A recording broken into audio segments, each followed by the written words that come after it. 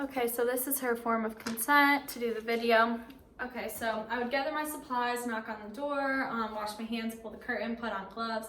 Hi, my name is Haley. I'll be your nurse today. Can you verify your name, date of birth? Valerie Eyring, April 2nd, 1999. Okay, and then I would check her armband to make sure that I have the correct patient.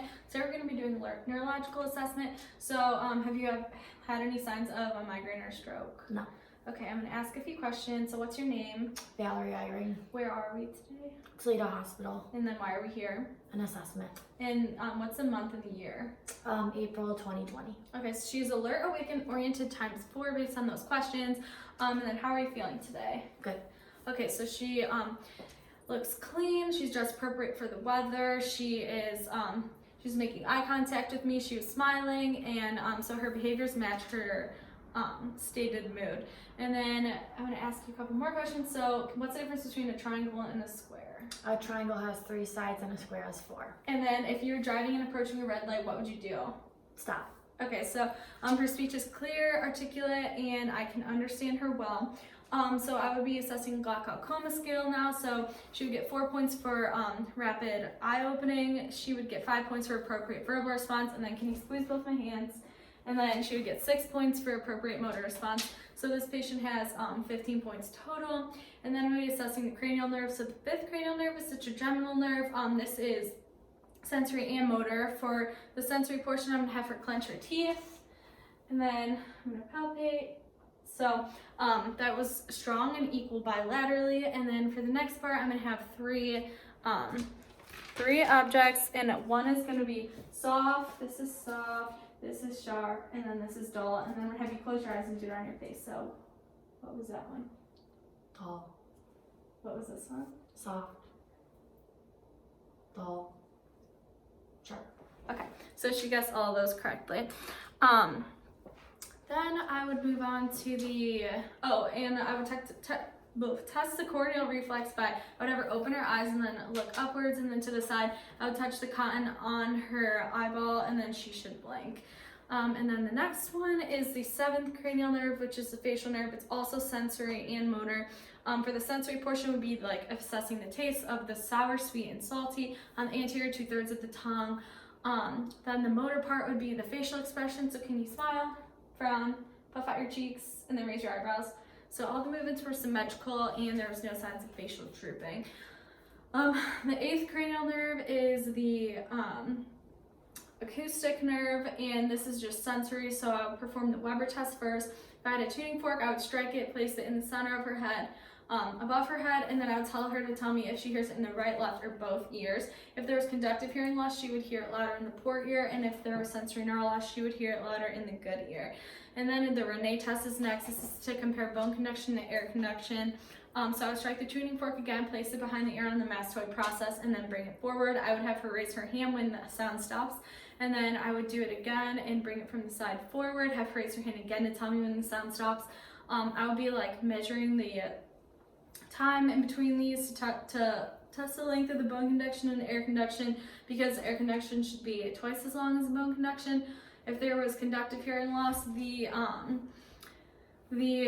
bone conduction would be greater than or equal to the air conduction, and if there was sensory neural loss, the air conduction would be greater than the bone conduction if it was heard at all. Next, I'm going to be performing the whisper test. So I'm going to stand behind her. I'm going to whisper a word to you and have you cover one ear and just tell me what you hear. Nursing. Okay, switch. School. Okay, so she guessed both of those correctly. Next, I'm going to check the upper extremities for deformity. So can I palpate your arms? Okay, can I? Mm-hmm. Okay, so I have to palpate the shoulders, move to the elbows, the wrists, down to the fingers. So there was no abnormal warmness, there was no visible redness, no swelling. Did you have any pain? No. Okay, and then I don't see any deformities. Next, I'm going to move on to the testing the strength and the range of motion of the shoulders. Oh, and I forgot, can you squeeze my hands also? Okay, so the strength is strong and equal bilaterally. So now to the range of motion of the shoulders. So if you can push upward on my hands, then push downwards. So that was strong and equal bilaterally as well. And can you put your arms up like this and then behind your back? So she has good range of motion, and then circle your arms. So she has full range of motion.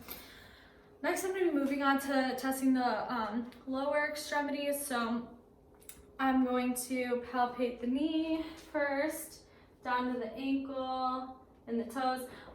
There's no redness. And then, did you have any pain? No. Can you circle your ankle around too? Any pain? No. Okay, so there's no redness, swelling, abnormal warmth, and no pain, no deformities either. And then, do you have numbness or tingling in your legs? No. Okay, if she did, I would see how far it went up the leg, and then I would assess further and notify the physician. Then I'm going to be checking for plantar reflex. So by doing this, I would have her sit back on the table with her arm or with her leg out and relax. I would tell her to stay still. I would take the reflex hammer and move it from the bottom to the top of the foot. Her toes should curl downwards, and then this would be a sign of a negative Babinski test. Then for plantar flexion and dorsiflexion, so if you could just push up on my hands and then push down. So the upward was the plantar flexion, and then pointing downward was the dorsiflexion. Both movements were strong and equal bilaterally as well.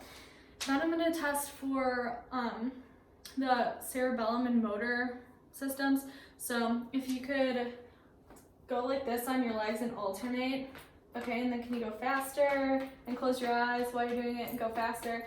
Okay, you can stop. So she's well coordinated with that movement. And if you can touch your nose like this with one arm to the side. Okay, and faster.